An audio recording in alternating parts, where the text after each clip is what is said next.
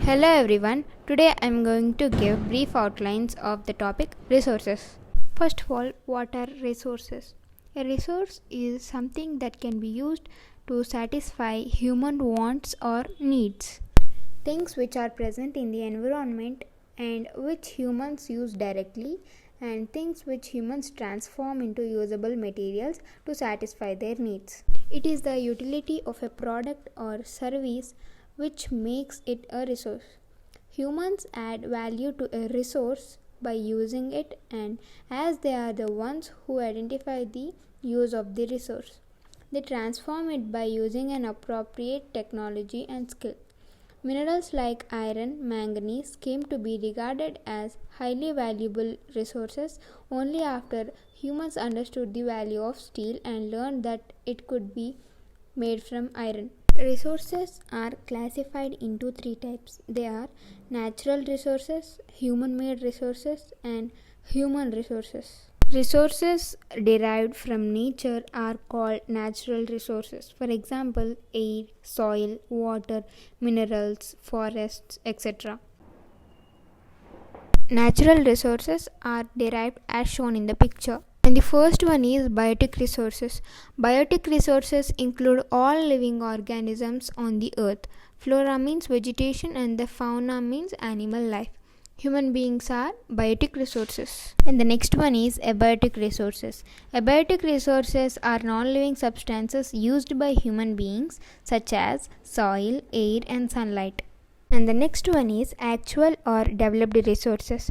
Actual or developed resources are resources that have already been developed and which are presently being used. The quality and the quantity of these resources are known to us.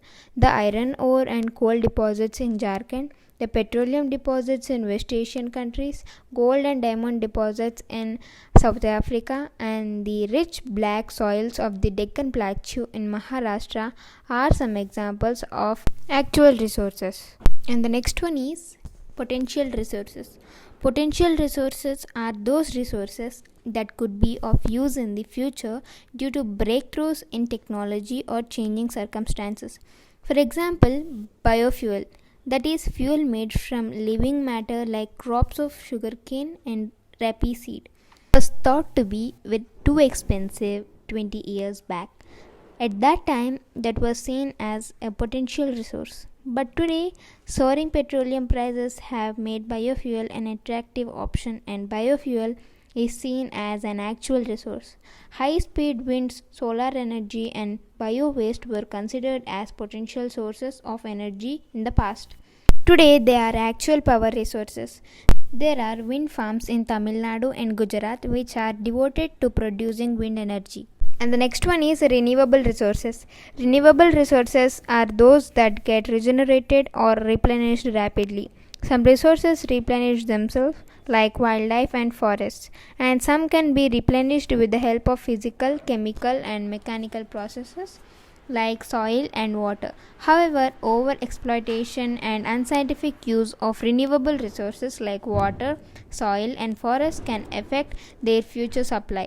Today, drying up of the rivers, land degradation, soil losing its fertility, and deforestation are challenging issues in many parts of the world. Next one is non-renewable resources. Non-renewable resources are those resources that cannot be replenished or renewed. For example, metallic minerals. Some other resources like coal take thousands of years to get naturally replenished, which is several times more than the human lifespan. If we use them carelessly, we may run out of these resources. Some non-renewable resources like metals are recyclable, but fossil fuels like coal, petroleum, and natural gas cannot be recycled. Next one is ubiquitous resources. Ubiquitous resources are resources that are found everywhere. For example, air is a ubiquitous resource as it is found everywhere. Next is localized resources. In the name itself, we can understand that localized resources means resources that are only found concentrated in certain regions, such as copper, iron ore, gold, diamond, and silver are some examples. If you like this video, please like, share, and subscribe.